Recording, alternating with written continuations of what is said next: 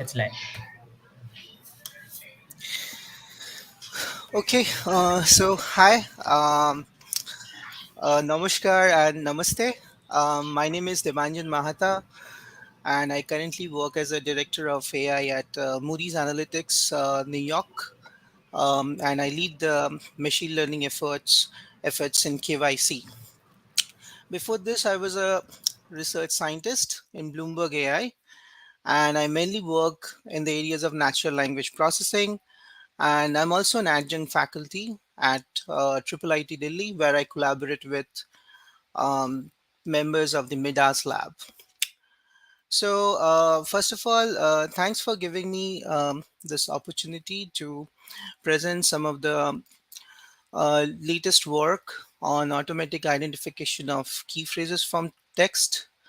So I'll be mostly talking about the problem of identifying key phrases from text documents using machine learning approaches. So my aim would be to give you a brief overview and take you in a tour of what this problem is all about, how researchers have tried to solve this problem using different machine learning approaches over time, the challenges this in this area, and the ideas of future work and how you can contribute. So I'd also like to talk about some of the contributions that I could make in this area along with my collaborators. So here's the agenda of the talk. So first, we'll try to understand like what the problem of identifying key phrases is all about. Then we'll look at the applications that has interested researchers from the NLP and the IR community to solve this problem. And then we'll try to look at the different approaches which are taken by the machine learning community, and then I'll talk about the data sets that are available in this domain for trying out the machine learning models.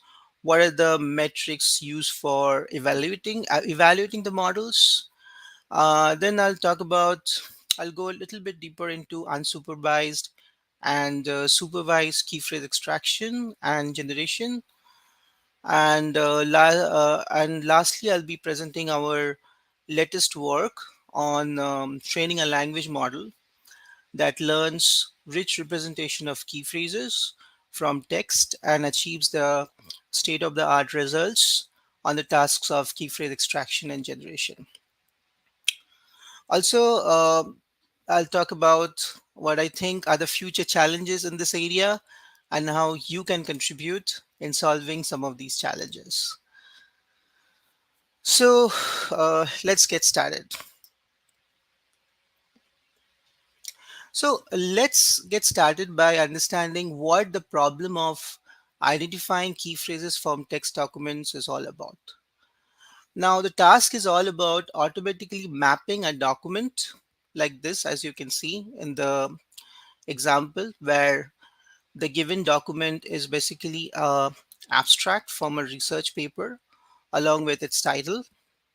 So that's what the document is. So the idea is to automatically map this document to a set of phrases which is referred to as key phrases that captures the salient aspects of the document. In short, summarizes the key points presented in the document. Now, as you can see in the example, um, given the input, a machine learning algorithm would process this input and and extract or generate these key phrases. Now, if you look at the key phrases, it's very easy to understand that this paper talks about domain-specific key phrase extraction, uh, the key phrase extraction process. It seems the authors use naive Bayes as a modeling approach and explored domain-specific information. Here is another example, which is from a news article. And here, the output is a set of key phrases again that concisely describes it. Just by looking at these key phrases, we can understand that the news article is about Muslim women and girls. It's all about it might be about hate crimes, possibly against them in Canada. Now, while talking about the agenda of the talk, and just like a few moments back, I think you might have noticed me talking about key phrase extraction and generation. Yes, they are both the most popular subtasks in this domain. And now let's try to quickly understand what they are. Now, if you stare at the key phrases in this example and read the article and the abstract, you will soon realize that all of them are actually occurring in the text. These key phrases are often referred to as extractive key phrases, and the process of identifying them is what we call as key phrase extraction. Now, let's look at this other example. If you look at this example and look at some of the key phrases like US, Islam, fashion, wheeling, girls, they don't actually appear in the text of the article. And only the colored phrases are the ones which actually appear in the text of the article. And these key phrases are also known as abstractive key phrases. And the task of actually identifying both the abstractive and the extractive key phrases using generative methods is called key phrase generation. Now, before I proceed forward, and I just want to be clear about one last thing, and this has confused a lot of people many times, and I have been asked this question. So, just to make it sure there's no confusion. So, if you have noticed the two examples, in one of the examples, the one of the examples actually use the word key phrases, and the other example actually uses the word keywords. Now, n- now, essentially, they mean the same actually, and they're not different at all. And the words key phrases and keywords are used synonymously, and they both actually denote the most important descriptors of the document's content, except that key phrases might be more generic and might actually also represent single as well as multi-word documents. So I prefer to use the word key phrase, and that's what I'm going to use throughout the presentation. Now, now let's look at one of the biggest question actually, that what is key in the word key phrase? What makes them so different from other phrases? I mean, you cannot just simply select a random n-gram phrase and call it a key phrase.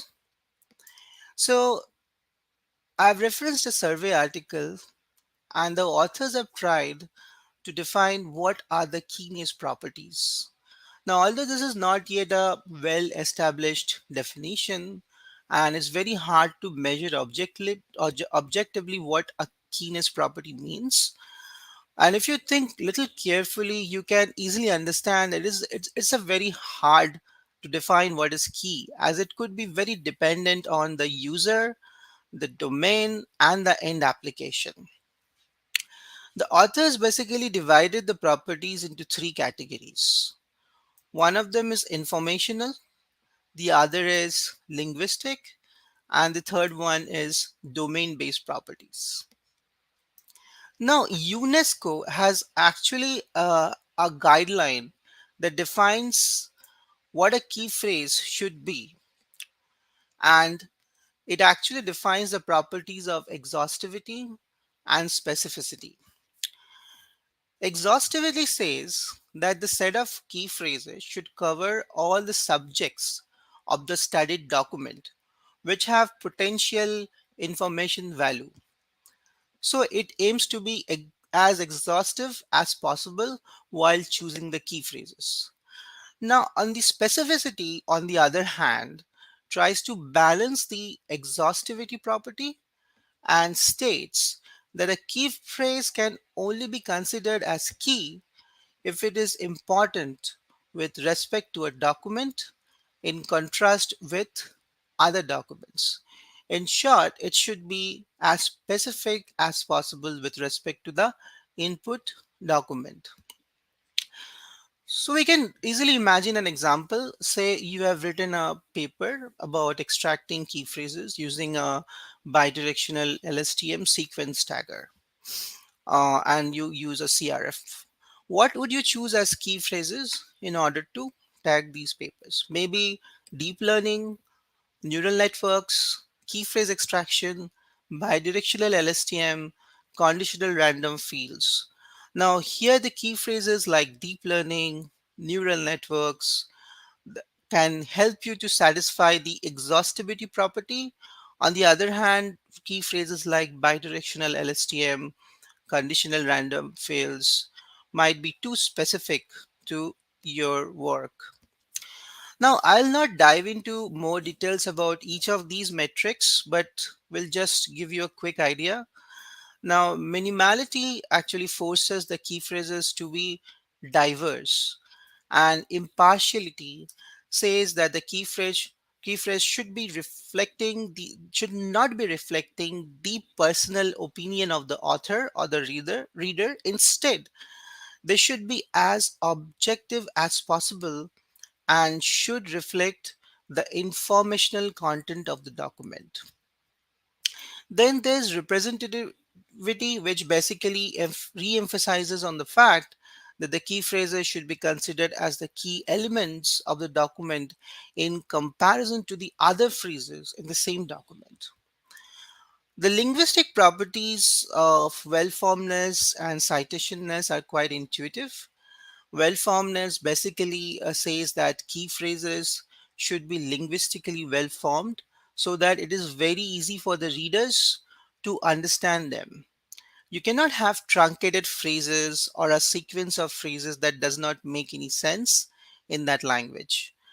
Now, citationness requires the key phrases to be in a standard form. For example, often the key phrases are obtained from a document that and can have inflections.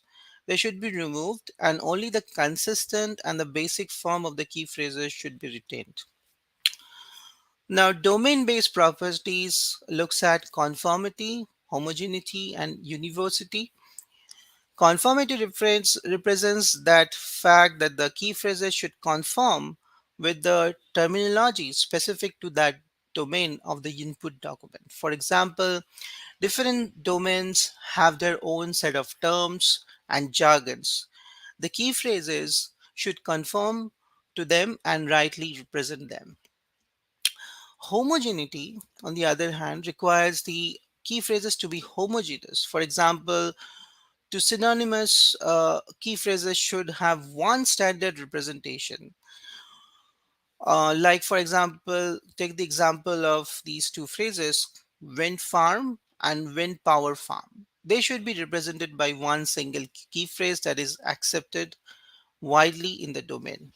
And universality refers to the unambiguity of the key phrases. Now, key phrase identification could be done on single documents or as well as multiple documents. In this talk, we'll only talk about the single document key phrase identification problem. Now, next thing is to think about what it is. Like, why should we really care about this key phrase identification task? I mean, simply because there are a wide range of applications which in which they are used. So They're used in the information retrieval systems, understanding documents, indexing documents, then analyzing events, recommender systems.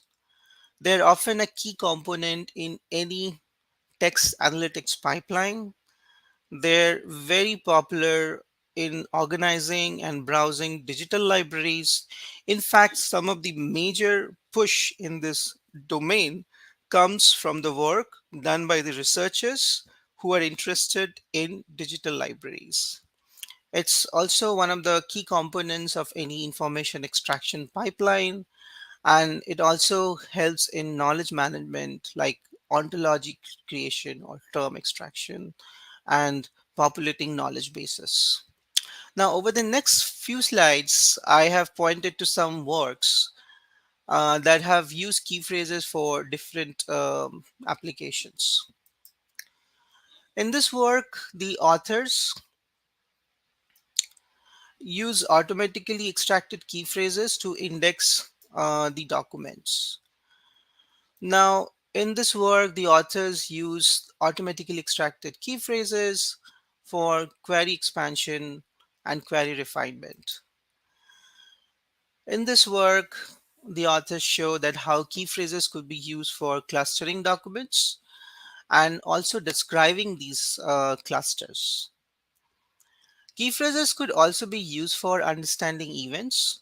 For example, as shown in this slide, key phrases could be used for extracting and answering questions like who did what, when, where, why, and how from a news article which is reporting an event.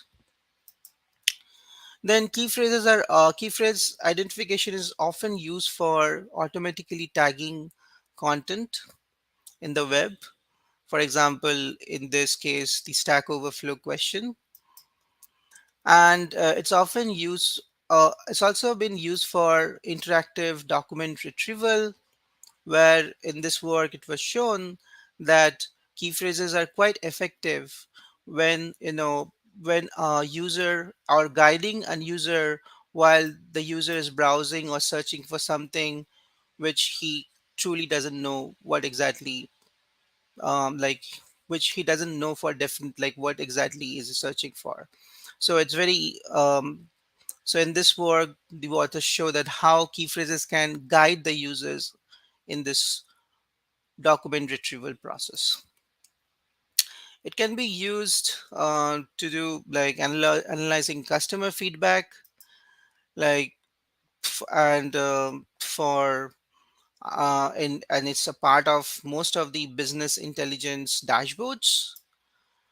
And due to its widespread applications, you can often find there are a lot of services out there which implement key phrase extraction as a service, and they offered them as a cloud-based service.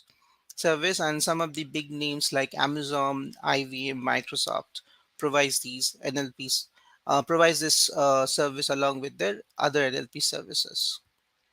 There are a couple of also libraries, and one of my favorite is PKE, which implements several unsupervised as well as supervised key phrase extraction methods. And you can try out some of these, and some of these are based on Python and also R and Java. So now given now you have a fair understanding of what this key phrase extraction process is, now let's dive deeper into what are the different kinds of data and evaluation techniques used for actually evaluating and learning key phrases by machine learning models. So I'll stop over here. I just wanted to know if there are any questions that I can answer so far. We don't have any question now. Okay, thank you. Excuse me. We have a question. How good are service-based key phrase extractions when compared to public ones? Are there any public algorithms? Yeah, obviously, there are several publicly available algorithms implemented in the libraries like PKE and TextAC, like text rank, single rank, SG rank, and then also position rank. Actually, there are a couple of them actually, which is the most. I think PK implements the most number of algorithms when it comes to key phrase extraction. There's not much available in the deep learning space though, and when it comes to service based, I think I never actually tried out some of these services, and so I have never compared them against the publicly available algorithms. So yeah, so probably I cannot make any statement on that. So I hope that answers the question. Yeah, we can move ahead. Okay, so next, let's look at the data sets and the evaluation strategies. I believe they are the more important than the actual methods. At least in machine learning, at this moment, we are still heavily dependent on the data sets, and our models are as good as the data. Now, when it comes to data sets, there are like two primary things that we really care about: how to collect the data and how to annotate the data.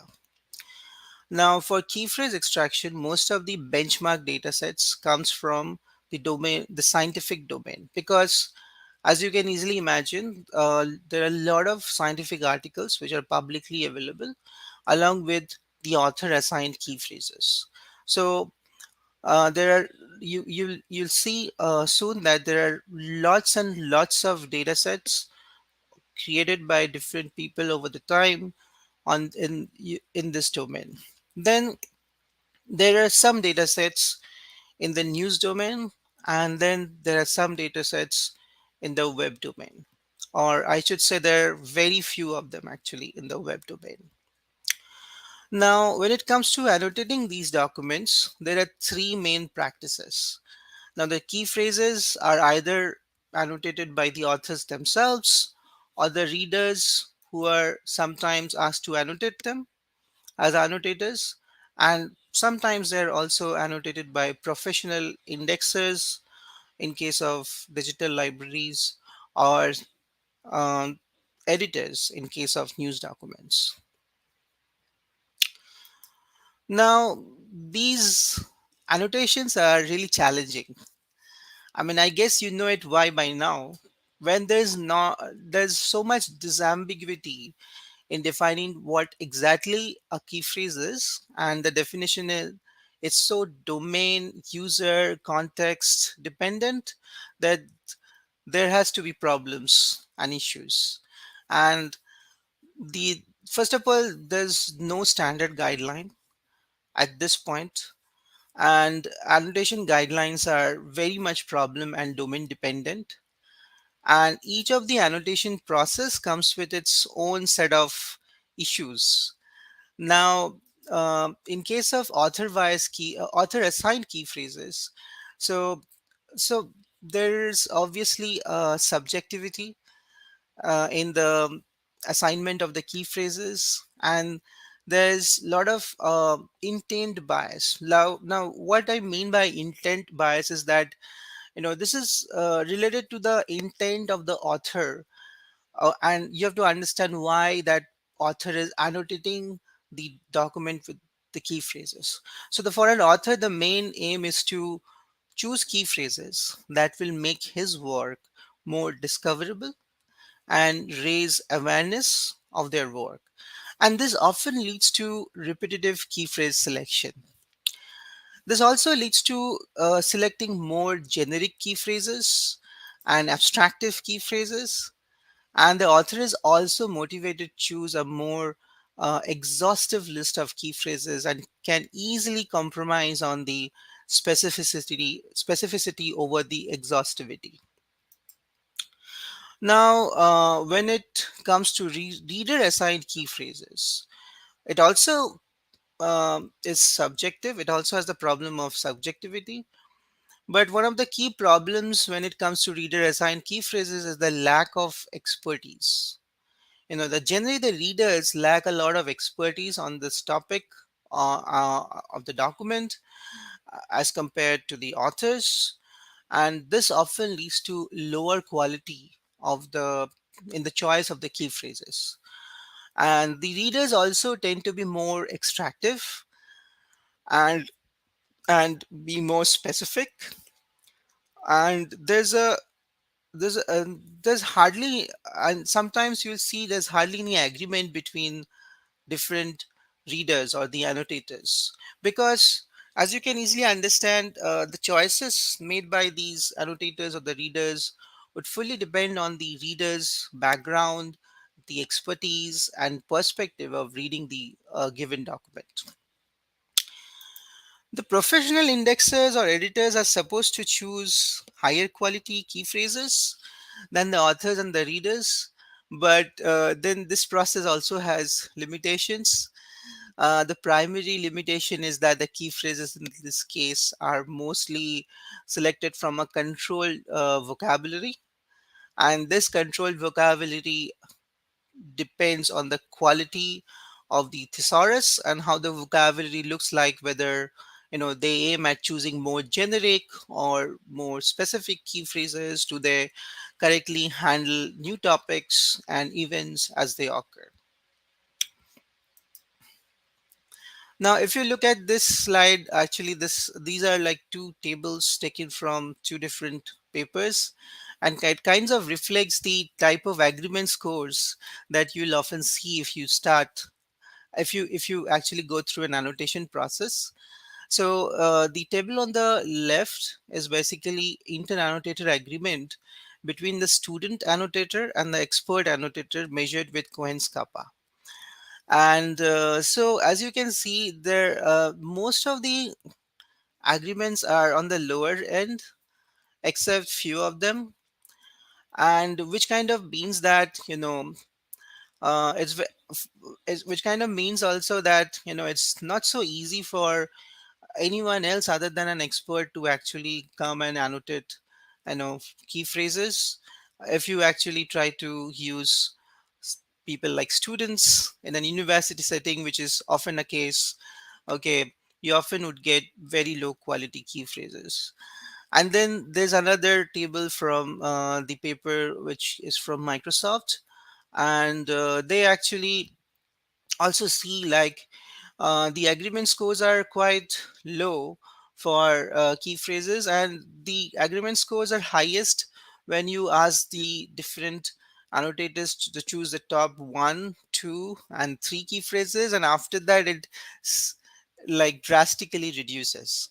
So as you can understand, like key phrase extraction, like us the annotating data sets for key phrases is really a hard problem.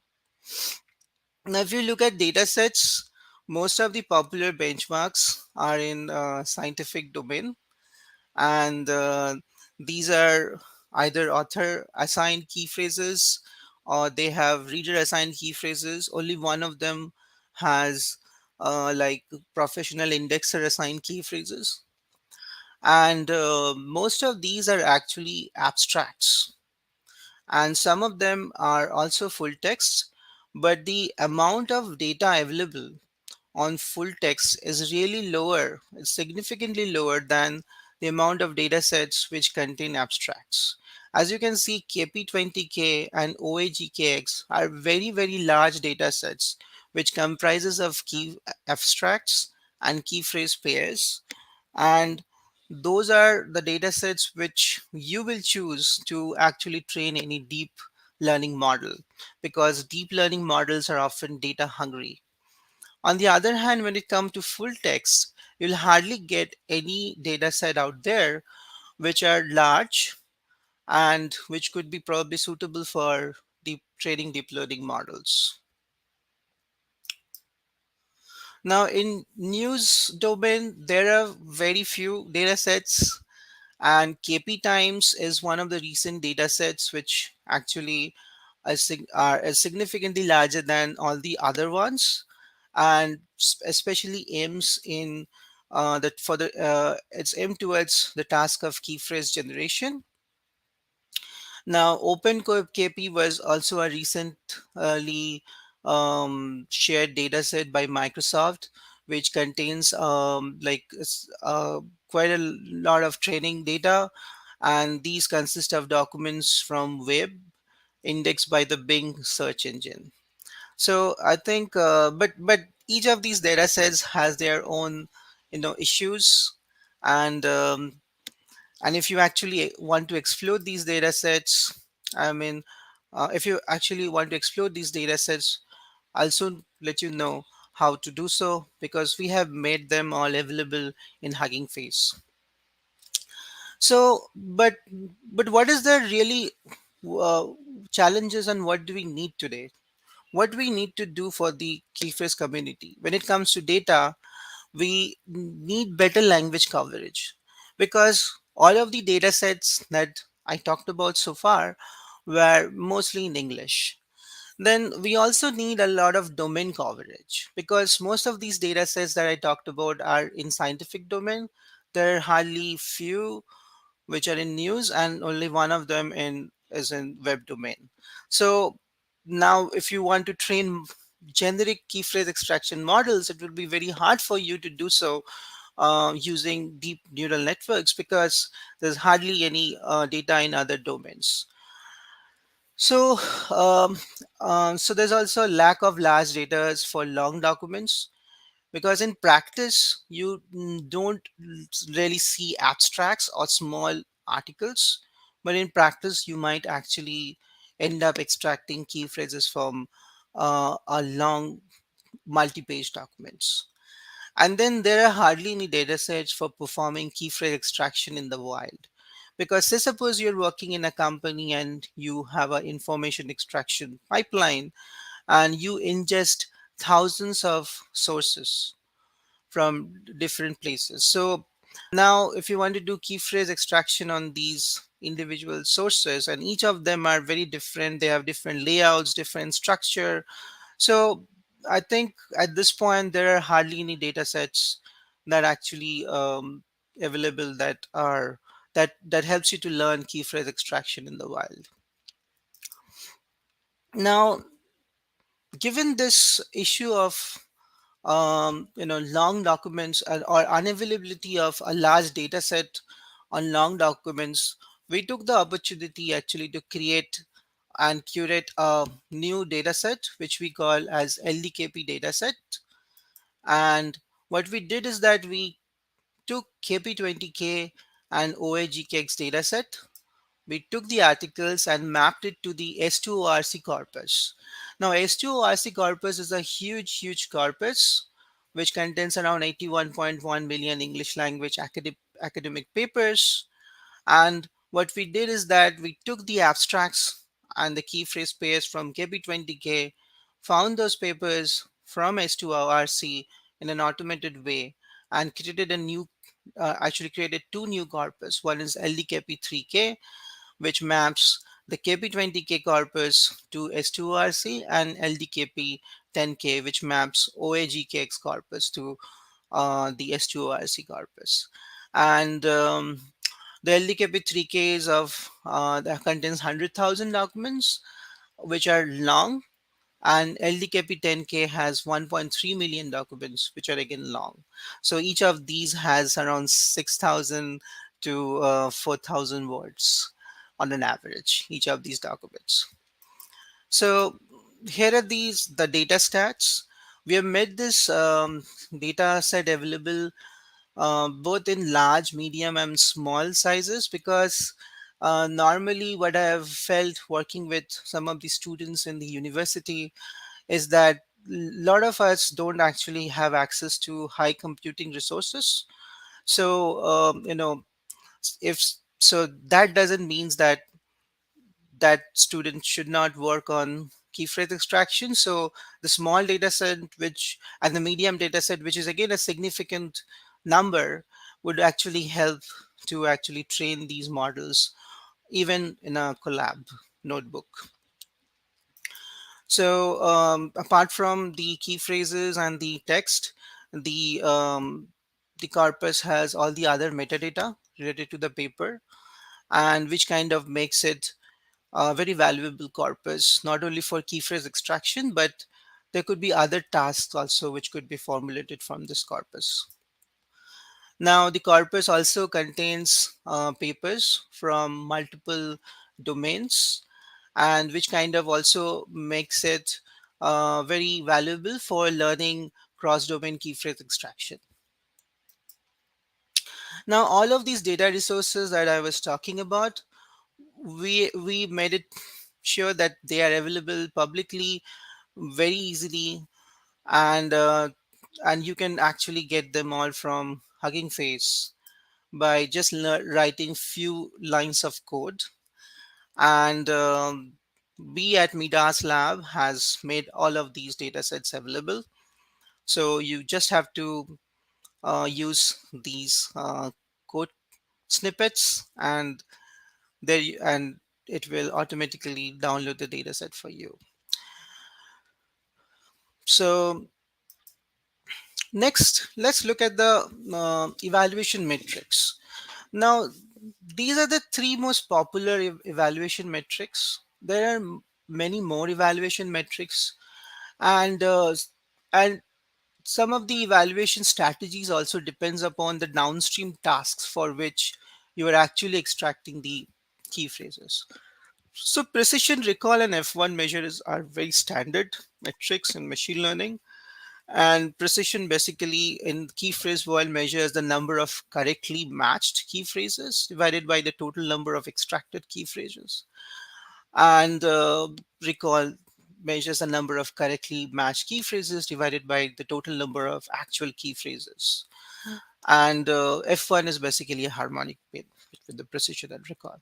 Now, in key phrase world, you'll often see people actually calculating precision at K, recall at K, F1 at K, because often the task is to actually look at these metrics, how they perform at K, which means like how much does your how good your algorithm is in extracting the top 5 key phrases, how good your algorithm is in extracting top 10 key phrases.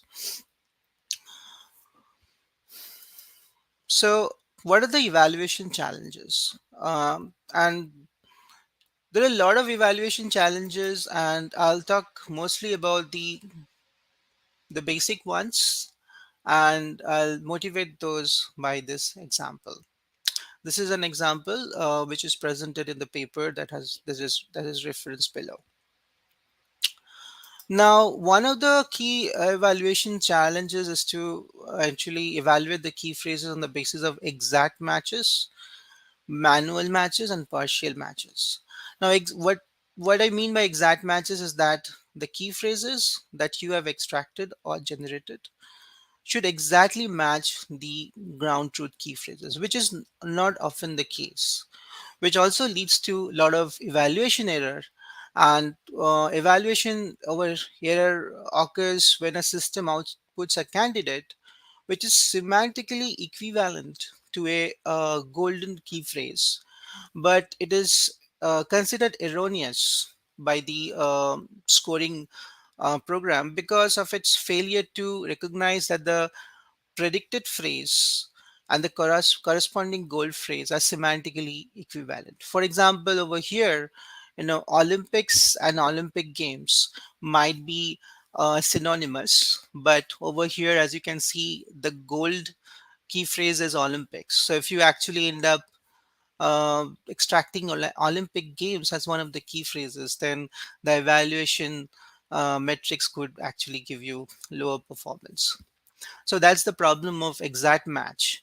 And also, if you try to, and often it happens actually, you extract a set of key phrases, and there's a human evaluator who actually goes and looks into your key phrases and tries to actually evaluate how good they are.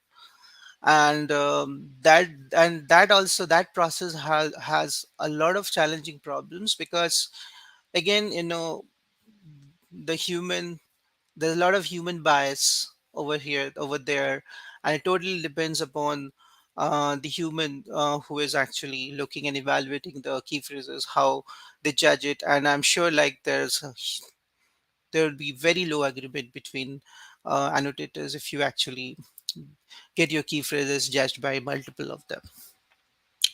Now, there's these infrequency errors which occur when a system fails to identify a key phrase owing to its infrequent presence. Because a lot of these key phrase extraction techniques are very statistical approaches, and often like takes into account the frequency of occurrence of a specific word or a phrase. And infrequency errors often happen when you actually fail to actually detect a key phrase which is actually a very unique key phrase which correctly describes the content, but then again it doesn't actually frequently occurs in the content.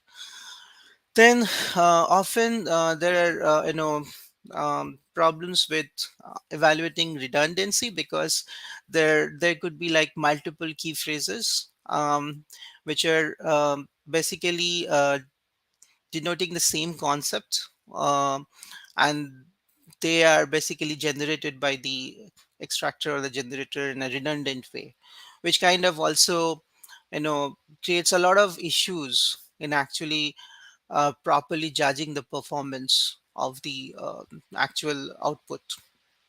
Now, there are also like overgeneration errors where you often actually end up detecting a key phrase which is very frequently present in the document. So, for example, over here in this document, Olympics is a valid key phrase, and Olympic movement is not a valid key phrase, but you can actually end up extracting Olympic movement because it contains the word Olympics. So that can lead to like overgeneration errors. So these are some of the challenges in the evaluation of the key phrases, and the overall challenges are, if I try to summarize them, the challenges of processing long documents and extracting and identifying key phrase from them, then understanding documents which has multiple topics, then understanding multilingual document and extracting key phrases from the wild, then annotation guidelines is always a challenge, then the evaluation as I told, and then obviously having a domain agnostic key phrase which extracted which generalizes over multiple domains. In case of approaches, I have kept it very simple. So generally, there are supervised key phrase extraction methods and unsupervised key phrase extraction methods. And in supervised key phrase identification, like binary classification was a very popular method until like few days back when sequence tagging took over.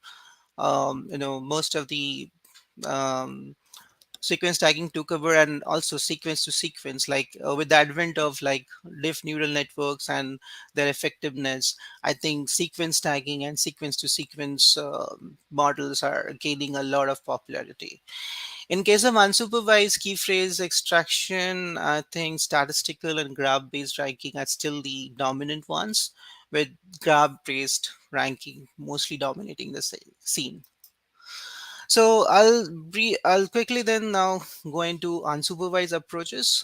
Do we have any questions, by the way?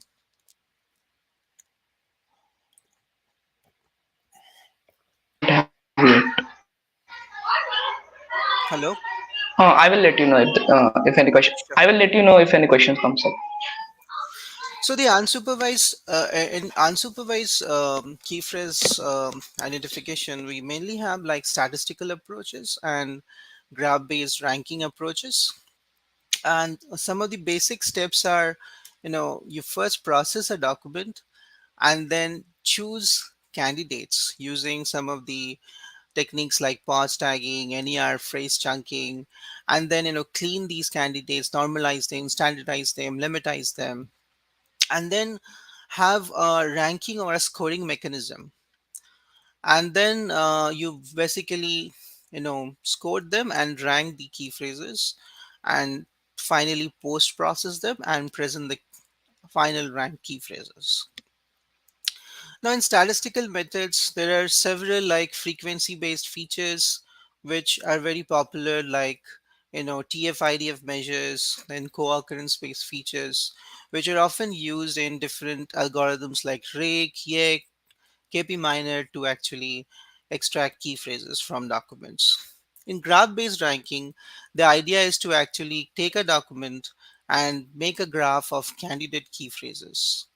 So basically, and then rank these nodes using one of the algorithms like PageRank. Now, so the basic process is to identify the textual units that's best define the task at hand and add them as vertices in the graph, and then identify relationships between these textual units and use these relations to draw edges between the vertices in the graph, and then iterate over the graph using a graph based ranking algorithm until it converges, and sort the vertices based on their final score. So there are several popular algorithms like text rank, SG rank, position rank, which are readily available in some of the libraries that I talked about. And these are all graph based ranking algorithms.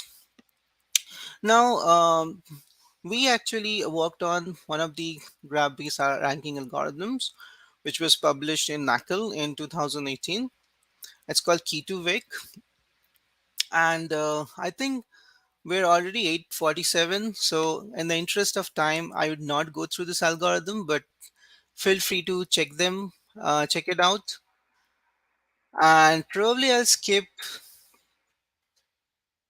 this and come to one of the. It basically uses like phrase embeddings and a graph-based approach to rank the key phrases from a document.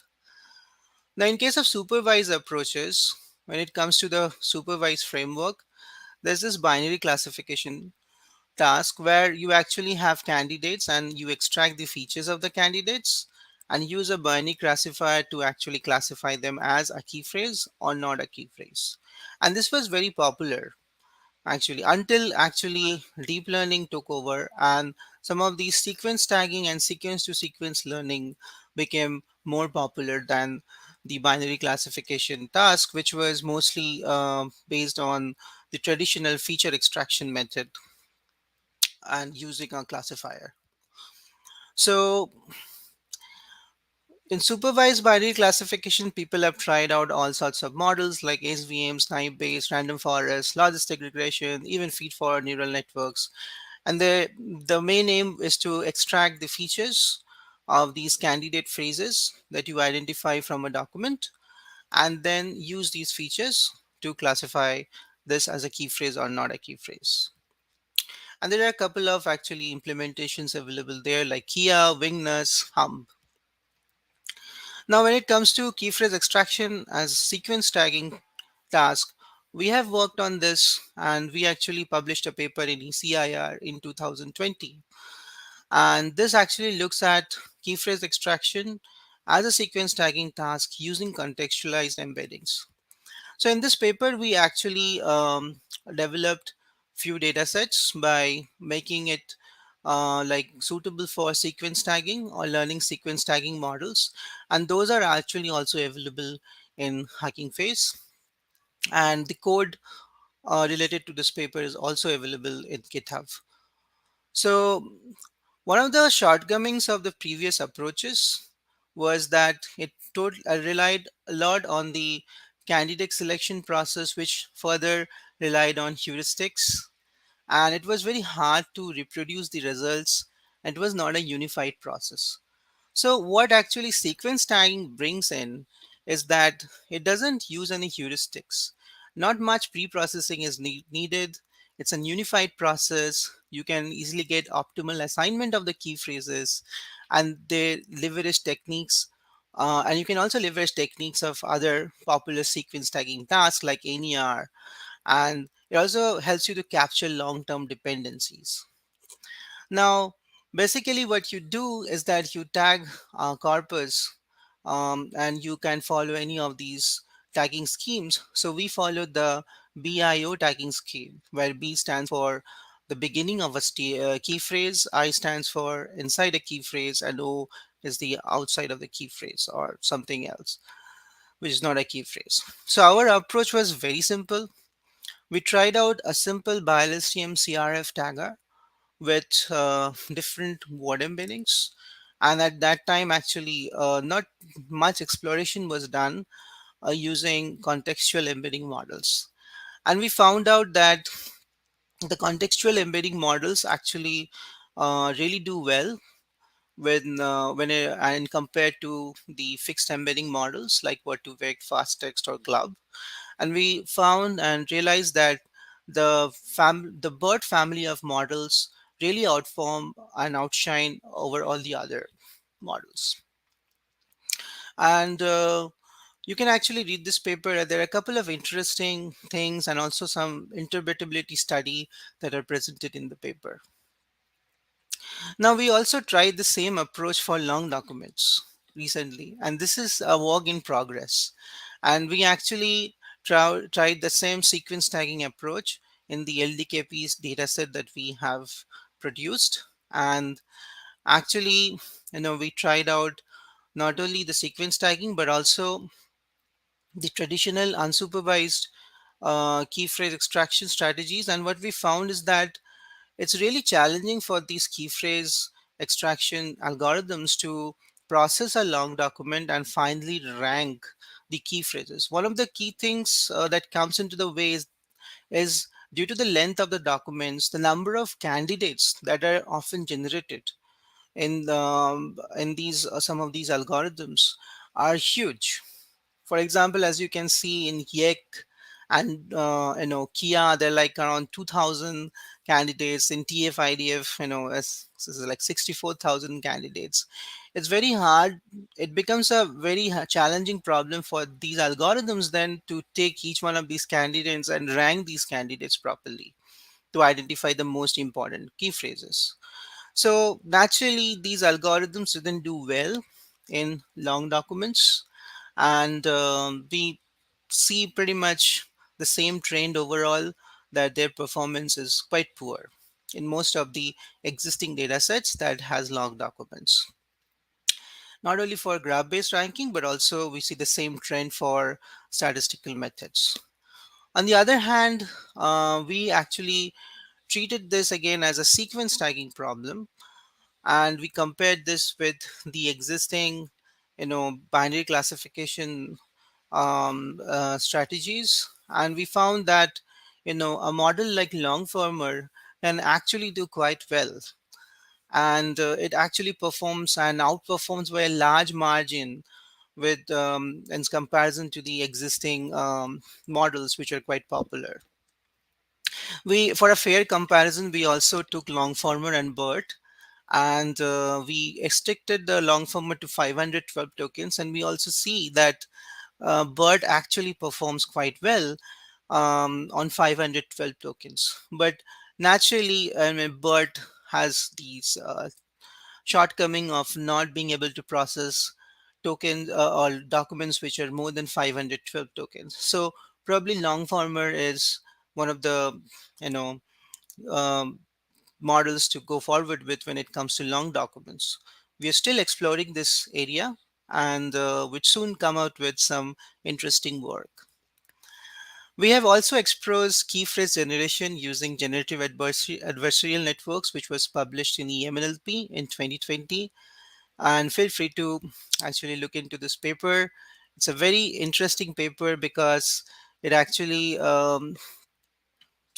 actually shows both promises of generative adversarial networks of actually um, generating key phrases which are like more human like, but at the same time um, processing text using GANs is a very difficult and challenging task, and it also looks into some of the challenges that we faced, and it's really an interesting read. So lastly, I want to focus on learning rich representation of key phrases from text, which is our latest work that we did. And what we did is that we wanted to answer these questions like, can we formulate a pre-training objective for language models that can learn better representation of key phrases? So we were quite motivated by the fact that we tried out various language models, which are the existing language models like Robata, BERT, and they gave pretty good results on key phrases. But now we wanted to actually see if we can formulate something which actually learns better representation of key phrases. So but because most of the other language models were not task specific that we tried, and they were mostly learning token representation instead of key phrase representations. We also wanted to see, like, does learning rich representation of key phrases in a language model lead to performance gains for the task of key phrase extraction and generation? And do rich key phrase representations aid other fundamental tasks in NLP like NER, QA, RE, and summarization? RE, where RE stands for relation extraction. So, as you know, like, language models assign probability values to a sequence of words. And these are like one of the most popular things are at this point in the NLP world. And so most of you might already know about the BERT language model and how it uses the mass language modeling approach to actually learn rich representations of tokens and text. So we were quite motivated by this paradigm, and and most of these language models are work really well because you basically train a huge language models, and you use these pre-trained language models, and they have amazing generalization capability, and they often end up learning like very syntactic and semantic nuances of the data, which are very otherwise hard to learn. So we were very motivated by this, and actually we we looked at the exist some of the existing work, and we saw that there are also some language models like SpanBERT, which actually learns good representations of spans of text, or in short, like phrases, which are pretty near to what we wanted to learn, which is like key phrases. So we did try out SpanBERT and got good results, but it was not like what we found out is that SpanBERT is basically learning like, or by like, phrase representations, but they're not while learning the phrase representations, they're basically masking randomly selected phrases. And although they are good, but they were not yet key phrase specific. Then we're also motivated by an existing work, which is the Pegasus work, which was from Google, and they learn how to predict gap sentences, which actually help them in in the summarization tasks. And this basically gave us a lot of motivation that if we end up actually training a key phrase specific model, then maybe we can really learn rich representations of key phrases. And this led to us to actually train a new model and devise like new masking strategies to see like how we can learn rich representation of key phrases. So now these language models often use these masking strategies, and one of the popular masking strategy is the token masking. Now, what we ideally wanted is, beyond token masking, we also wanted to see if we can actually mask key phrases, and that would end up learning better representation of key phrases. So we actually introduce key phrase masking in our model. And not only that, we also introduce another strategy, which is basically key phrase replacement. I think the slide reads wrong, so it still says key phrase masking.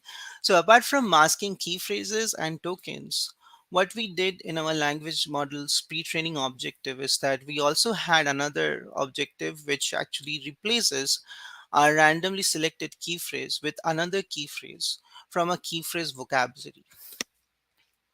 So this led to actually a new pre-training objective which we call as key phrase boundary infilling and replacement objective. So we build on top of Robata. We still use the Robata's encoder, and then we actually what we add is there's new pre-training objectives. So one of them is, you know, we want to predict the key phrase that we masked. The other is we also want to classify and whether a key phrase has been replaced or not. And along with predicting the key phrases, we also want to predict the number of tokens that the key phrase comprises.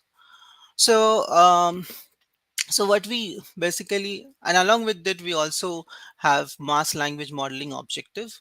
So basically we now have multiple objectives that we learn in a multitask learning setup. So in case of key phrase replacement, this was a little bit tricky because in case of key phrase replacement, key phrase could be a single word or multiple words. Okay, so what we did is that we took some motivation from the span boundary objective coming from spanbird, and also now implemented text infilling in a discriminative setup. So as you can see over here, like T3 is a key phrase and X3 is the embedding representation of that key phrase. Now, what we do is that we actually take the representations x2, x4 of the boundaries of that key phrase, and then we concatenate with that with the position embeddings. So what we essentially do is that since key phrases could be of multiple words, what we do is that we restrict our key phrases to a max of 10 words, and we try not only to predict which words in the key phrases, but also we also try to predict the number of tokens that the key phrase actually should contain. So this actually gives additional signals to the model, which really helps us in learning better representation of key phrases. So next, we also learn another model in a generative setting, and we build on top of BART. So the existing BART model, as you guys might be knowing already, that it basically denoises the input and then tries to actually so first it adds noise to the input, and basically by this token deletion, token masking, sentence permutation, text infilling tasks, and then tries to recreate the input.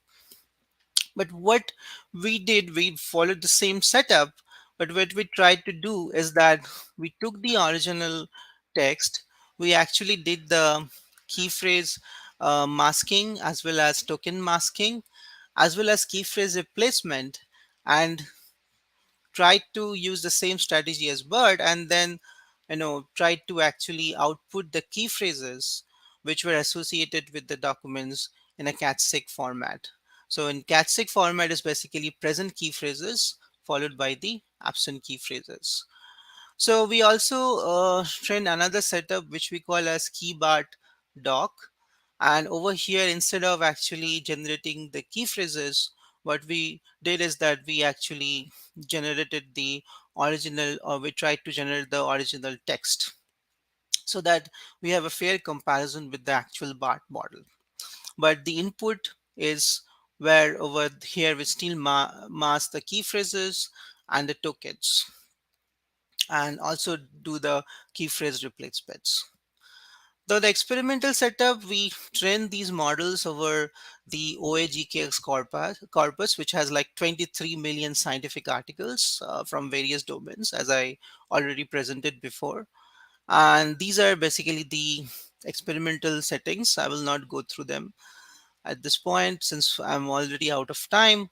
So I'll encourage all of you to read the paper which explains all of these experimental settings. So we did use the train the model, and then we fine tuned on the different data sets for key phrase extraction. So over here we fine tuned the KBIR model, which on the inspect semival 2010 and semival 2017 data sets, and we achieved pretty much the state of the art scores. So over here, there are like two models, KBIR CRF and KBI CRF. So KBIR is basically the final model that we build. KBI is the same model, but without the key phrase replacement pre-training, without using the key phrase replacement strategy while pre-training the model. So this also actually shows that the replacement strategy actually adds a lot of value, which helps us to achieve like state of the art scores. And um, and not only we um, um, did our experiments for the task of key phrase extraction, but also we used the keybart model, and also performed our experiments on for the key phrase generation task. And over here, as you can see, like over here we are trying to generate the present key phrases, and we did our experiments on 5 data sets. And throughout all the 5 data sets, we normally achieve the state of the art scores. And we also see significant gains in some of the data sets. Similarly, for absent key phrases, we use the keybart model and try to generate the absent key phrases. And in both these setup, actually, there's one model that I want to specifically mention, which is keybart no fine tune. So that model is not fine tuned, and that model is basically doing this key phrase generation in a zero shot setting. So it's very interesting that in the inspect corpus, we got very good results in such a setting. So this is something that we want to look into more.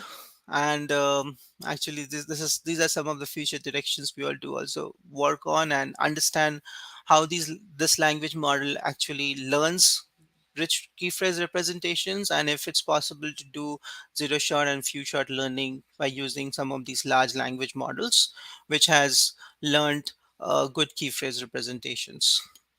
So not only on key phrase extraction and key phrase generation, we tried the language model on NER and relation extraction tasks.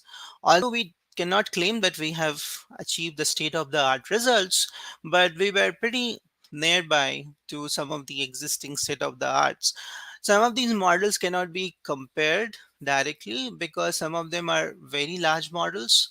But we did compare with some of these, and we are especially like if you look at the robota extended model, it's basically the robota model which basically has been trained on the same data that we used, and for the KBIR and KBIR model, which kind of gives you a very fair comparison. So as you can see, like in most of the cases, we do better than robota extended. So we also tried out our model on question answering task, and we are again pretty close to the state of the art results. So for summarization, we tried out the BART model, and unfortunately, we couldn't reproduce the results uh, by few points. But if you look at whatever we could reproduce from we basically actually had better results using keybart, and it beats the BART model by few points. So all of this is available as in a form of archive article at this point, and you can actually download these models and play with them. It's available in Hugging Face. We recently uploaded this model. We are still actually working towards adding the details. So, in case of future directions, I think we still need to work a lot on end-to-end methods for identifying key phrases from long documents. Then domain adaptation and cross-domain key phrase identification is also something that would be very, very interesting to work on. Then, I mean, we are all like entering the world of metaverse, and it's such a in thing. So I think multimodal interactions and multimodal data is going to be something that's going to be very common. So we should surely look into the problem of multimodal key phrase identification, where we not only use text as a modality but other inputs as other modalities as well. So this is something, and it's completely untouched at this point in this domain. Then we should surely look at understanding how to train better language models that can aid in learning rich representation of key phrases from multiple modalities.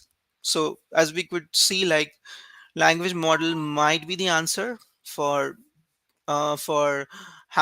doing better key phrase extraction and generation.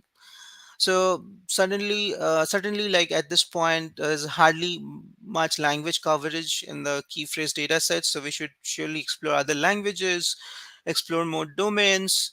Then there are a lot of issues in the decoding strategies for key phrase generation, because key phrase generation is not like normal text generation where you actually end up generating a sequence of coherent piece of text.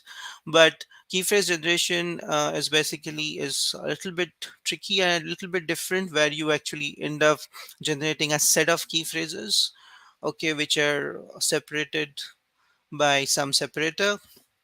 So people have tried out different decoding strategies, and I think there's plenty of work to do in that area as well. Obviously, we have still have to find proper guidelines for annotating key phrases, clearer definition and metrics for measuring the keyness properties, and also we should surely try out more on zero shot and few shot key phrase generation techniques, because of the lack of data sets in other domains. So, if you want to learn more, I just wanted to say that we are presenting a 4-hour tutorial on key phrases. I mean, n- we have moved away from the word key phrase extraction and generation, and we call it now key phrasification.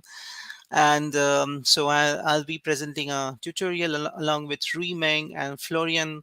So Rui Meng is one of the top researchers in key phrase generation, and he has done some seminal work and triggered the use of deep learning methods in the area of key phrase generation. And then Florian is a very prolific researcher in this area, and it would be nice if you guys can join us in this tutorial.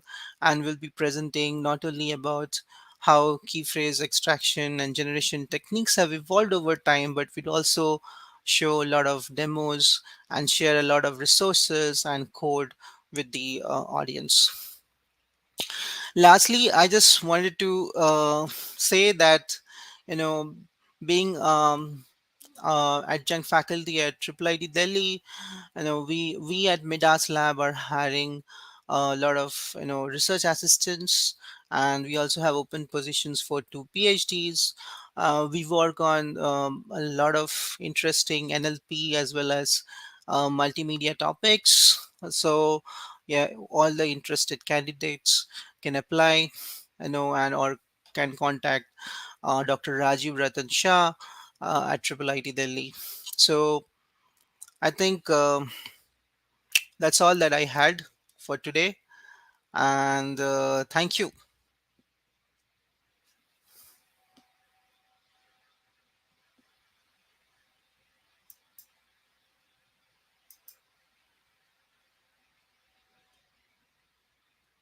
Yeah, thanks a lot, Devanand. That was a great talk. We learned a lot about information retrieval and like key phrase extraction. And like most probably, like most of us will try to join this conference and we'll learn from this tutorial on information retrieval.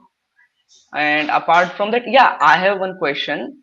Like, Sure. when you said that like this key phrase extraction is very domain specific, so like how, like if we are taking a key phrase extraction which is supervised, and like we try to transfer it over another domain, like how that like is it performs very poorly, or like there is some translation? Yeah, yeah. So that's actually one of the major challenge in this domain. So as a industry practitioner, this is one of the challenges that we often face. So it's very hard to actually, train a key. First of all, you won't get a lot of training data. Second, most of the training data is in scientific domain, and you end up actually training key phrase extractors, like the supervised ones in scientific domain. It's very hard to get good performance in other domains, like for example, legal, financial domains, which we often deal with in industry. So yeah, that's a big challenge, and that's why I think we should go towards the language modeling route, which kind of actually helps us to learn a lot of domain agnostic features and a lot of interesting, you know, rich representation of these, text. So, which might be answered what I believe. So that's why we have started exploring that area. Yeah. Hmm. So like we have any question? It seems like we do not have any question. Like, if someone has a question, they can put it in the comment section.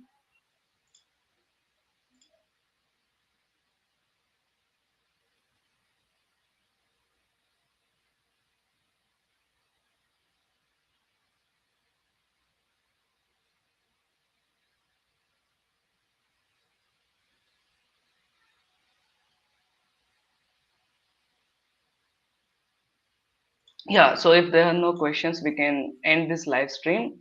Thanks to everyone for joining, and we will see you tomorrow. And thanks a lot to Debanjan for this exciting talk. Thank you. It's my pleasure.